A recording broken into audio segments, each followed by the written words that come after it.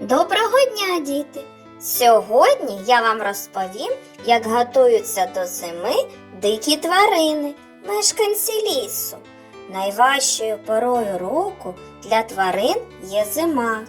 Взимку обсяг їжі значно зменшується.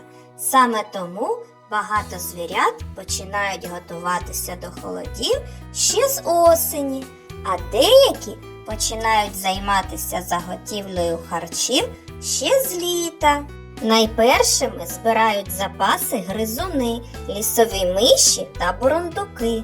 Уже влітку вони шукають по всьому лісу зернятка, горішки, викладаючи їх у нірки. Це дає їм можливість всю зиму сидіти у своїй домівці, не виходячи назовні. Майже весь час гризуни сплять, перериваючи сон лише для того, щоб підкріпитися. Їжачок. На зиму їжачкам потрібно накопичувати жир. Зробити їм це важко, так як черв'яки, ящерки, жуки і жаби ховаються під землею. У ясні осінні дні їжачок готує свій притулок до зими. Він носить сухе листя та лісовий мох, щоб не замерзнути в морози. У сплячці їжак проводить близько 6 місяців. Він не прокидається всю зиму, таким чином економлячи запасу жиру, якого йому потрібно вистачити до весни. Лисички, зайці і вовки до морозів практично не готуються. Вони проводять зиму на ногах у пошуках їжі. Зайченята лише перевдягаються, змінюють сірий кожушок на білий, щоб хижаки не помічали їх на сніговій ковдрі. Узимку вони харчуються корою дерев, дрібними гілочками верби та берези. Лисички і вовки колір шуби не змінюють, але хутро в них стає більш густим і пухнастим. Так легше пережити люті морози. Вовки збираються у зграї, бо їм так набагато зручніше виживати взимку. Хитрі лисички шукають будь-які вільні нірки, щоб перепочити і сховатися від заметілі. Бобри і білочки. Вони не впадають у сплячку, але підготовку проводять відповідально.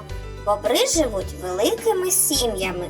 Всі разом вони будують біля води собі затишні хатинки, поряд з якими складають свою їжу.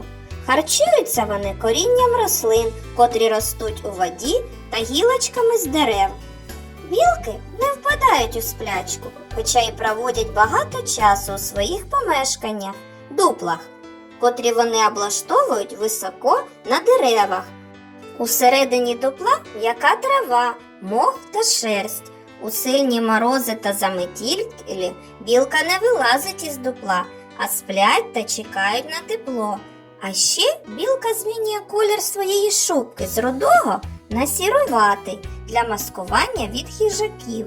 На період холодів цей гризун запасається такими пожитками, як жолуді, гриби та горішки.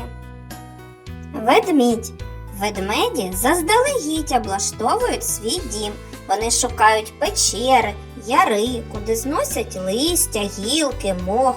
Зверху роблять собі м'який матрац. Коли випадає сніг, він маскує ведмежу схованку і зберігає в ній тепло. Ведмеді не роблять запасів їжі, але восени вони дуже активно харчуються горіхами, рибою, щоб накопичити якомога більше жиру на час зимівлі.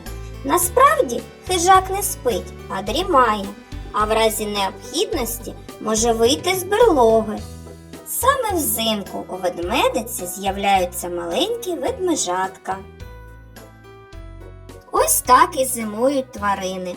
Одні сплять усю зиму, а інші намагаються не замерзнути і знайти собі їжу. До побачення!